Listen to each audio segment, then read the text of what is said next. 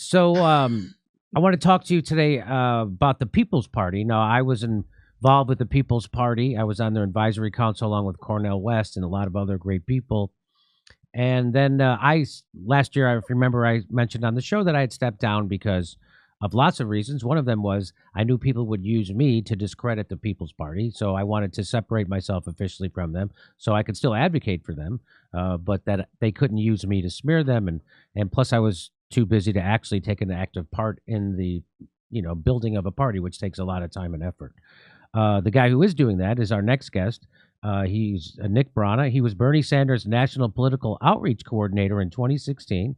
He's the co-founder of the People's Party, a new political party set to shake up America's broken political system. He helped organize Occupy Congress and an ongoing action on Capitol Hill. Please welcome Nick Brana. Hi, Nick. Good to see you.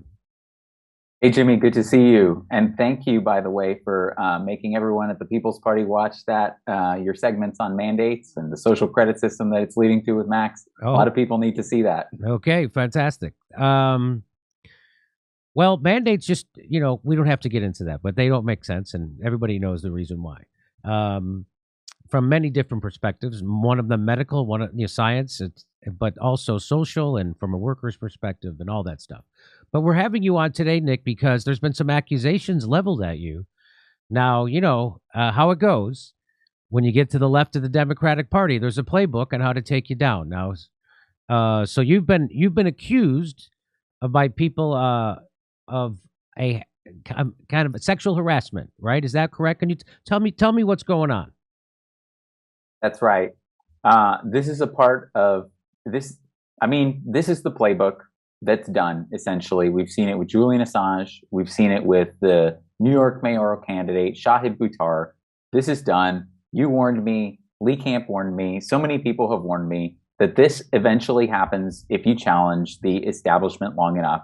There have been efforts to buy me out, literally by some of the richest people in the world, offered me jobs. There have been efforts to character assassinate me, DNC members, and eventually this is done to people who challenge the establishment enough.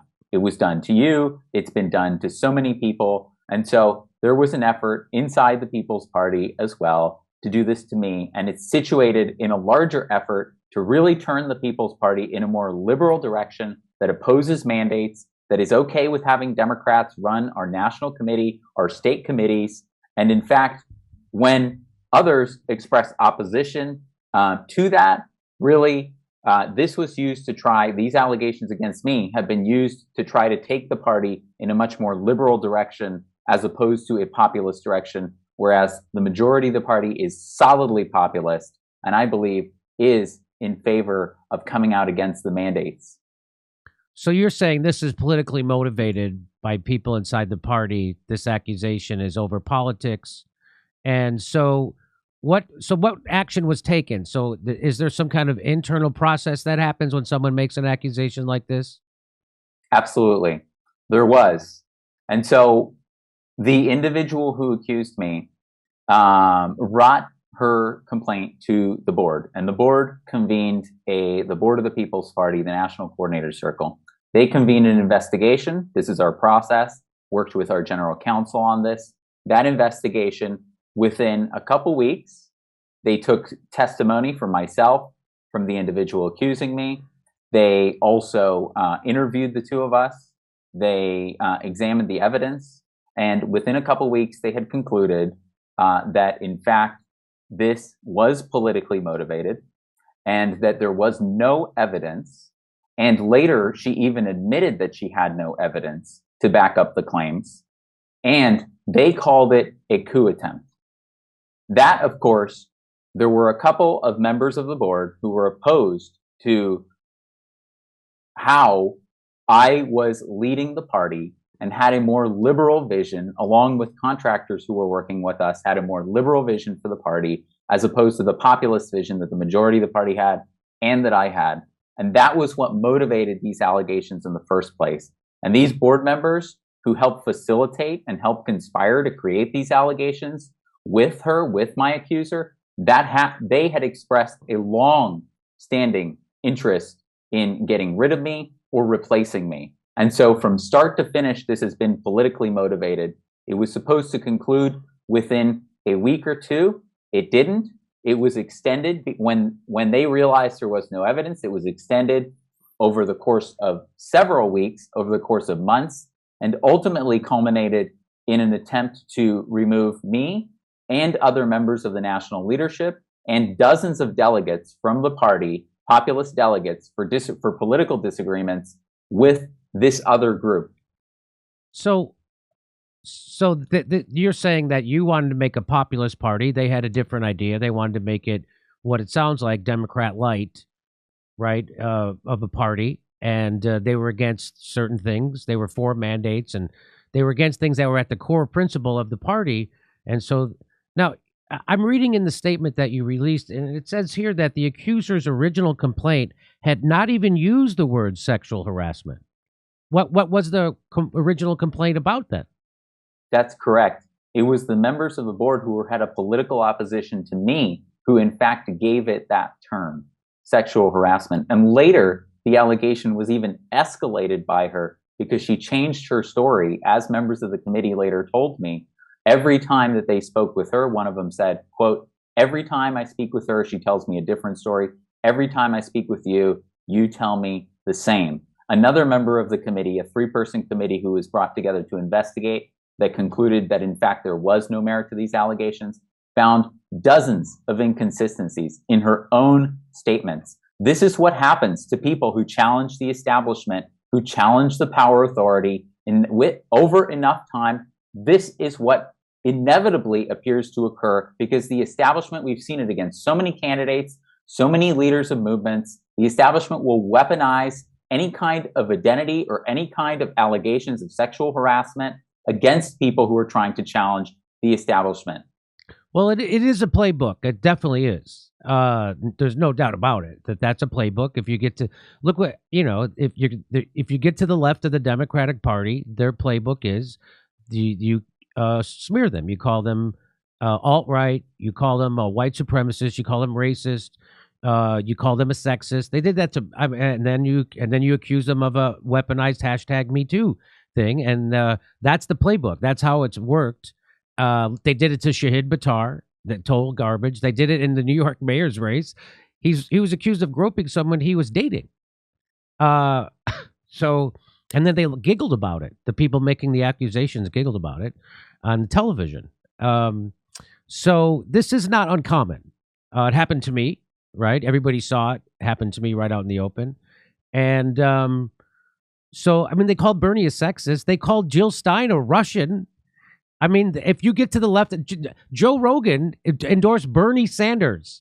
So he's immediately a racist. He's immediately a right winger, and he's never voted for a Republican in his life. So this is the playbook, right? So, and it seems like there isn't any, there's no backing up. Well, it says that the whistleblowers at the accuser's last place, the person who, what's the name of the person accusing you? I'm not. You're not allowed to say the name now. Not saying the name. I don't want to go into that. But yes. Okay, so I know what you're getting at. It says the whistleblowers at the accuser's last place of employment told us that she had done the same thing at their organization, and she was presently doing with us, accusing board members of sexual harassment and abuse, using it to split the board and demand professional advancement. It also turned out that she was friends and former colleagues with Shahid Buttar's accuser, who had sought to sink his congressional challenge to Nancy Pelosi and even tried to get us to hire her accused. What? So the person who's accusing you wanted you to hire Shahid Buttar's accuser? Correct. And you're right that she had done this at the last organization that she worked at. So I had heard that before. Get out. That's not. Come on. Now, is there any proof that she tried to get you to hire Shahid Buttar's accuser? Because that would be crazy. But yes, we have messages exchanges and conversations. Yes. Okay. And then so the board members and your general counsel decided that you had to take action to safeguard the party before they attempted to purge the party of populist leaders, delegates, and volunteers. We also knew that we couldn't let them continue to abuse volunteers, shift our message and our mission to identity politics, because that's what it seemed like to me that was happening. That certainly seemed like from the outside, That, in fact, I Correct. even warned you about it, right? I even warned you Correct. about that. Correct. I go, hey, Yeah. these people aren't on board with your vision. This is not the right fit, and you should clean house. And I told you that a long time ago. Having failed to derail the party away from the populist mission that has galvanized thousands nationwide, we can expect relentless attacks on the party and me. Expect those who were removed to attack on DNC-aligned and billionaire-funded media outlets that have long sought to bring down the People's Party, especially since forced to vote. As long as I'm with the People's Party, we'll never submit to the threats and blackmail. So that's what it is. I mean, that's what, immediately I was like, well, I warned you this was going to happen. It's going to happen. Here it is. And I saw somebody being interviewed about this on another show. Wasn't your direct accuser, but it was someone who has been accusing me of every horrible thing under the sun. Someone I've never met, never spoke to, don't know who she is. Who also happens to be a friend of my accuser. Oh, okay. So and I've tried to tell people when somebody joins a new organization like the People's Party, that has no money and no power, they have no power at all, 100% no power. Democratic Party actually has power, and they have a lot of money. So if I was to join an organization and then it turned out it wasn't what I thought it was and I didn't like it, I would leave, and I wouldn't spend another year trying to take down that organization that has no money and no power. That to me sounds like an infiltrator who's somehow getting paid somewhere to try to divide the left and try anything, any grassroots. Look what they did to force the vote. Look what they did to the Medicare for All marches, right? And it's always the same people who are glomming on. It's the billionaire funded, like guys like Ryan Grimm from the Intercept, who takes a check from 3 different billionaires and then misleads people about forced to vote and Medicare for All and democratic politics and all that stuff. And probably about this issue too. So that's what you're up against. I knew it was coming. I mean, they did it to Bernie. They had a senator. They didn't have a volunteer. They had a senator accuse Bernie of sexism. That's how desperate the Democratic Party gets when you get to the left of them. So so anything else. So Nick, I advise you to go. This would.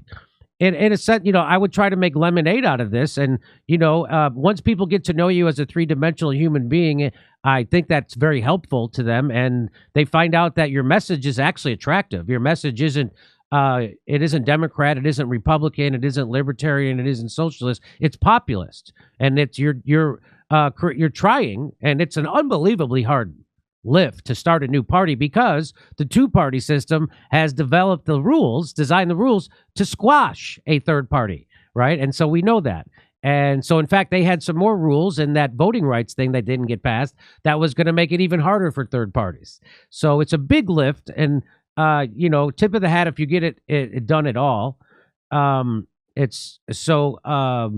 there you go. Just and more is going to come. The next thing they're going to do, Nick, is they'll call you a Russian. Mm-hmm. So that's coming. You're going to be Russian. You're going to be a racist. You're going to be something. And oh yeah, I already get those. Yeah, and so I got them. I got them just for being associated with the People's Party. So again, but there's lots of things that are suspect. And 2 of the main. Can I tell you, Jimmy? Yeah. 2 of the main objectives that emerged of this more liberal faction inside the People's Party that had positions of power, and which my accuser used to split the board and influence in this more liberal direction, along with other contractors at the party. 2 of their main objectives were, at the same time, we're currently having a national organizing committee process where delegates from across the country, elected delegates, have come together to form the national charter of the People's Party National Committee. So we're deliberating the rules of the National Committee.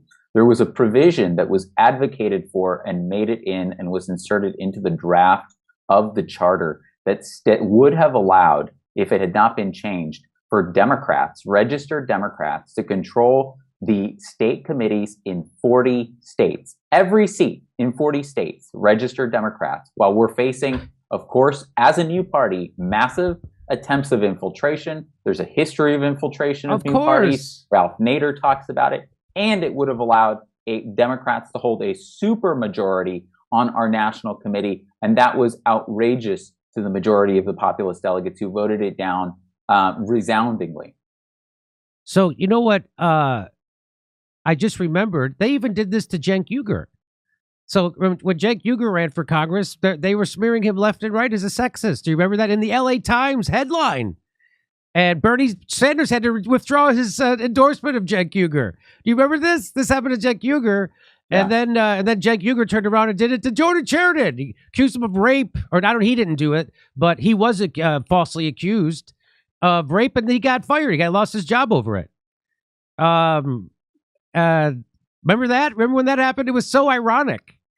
Or maybe it happened the other way. It happened to Jordan first, and then it happened to Cenk. I can't remember which way, because I remember saying to them, I go, hey, if you let this garbage happen to Jordan, it could happen to anybody here, as really anybody here. And they knew it, but apparently Cenk had a special boner for Jordan, and but Jordan was out of a job. That was that.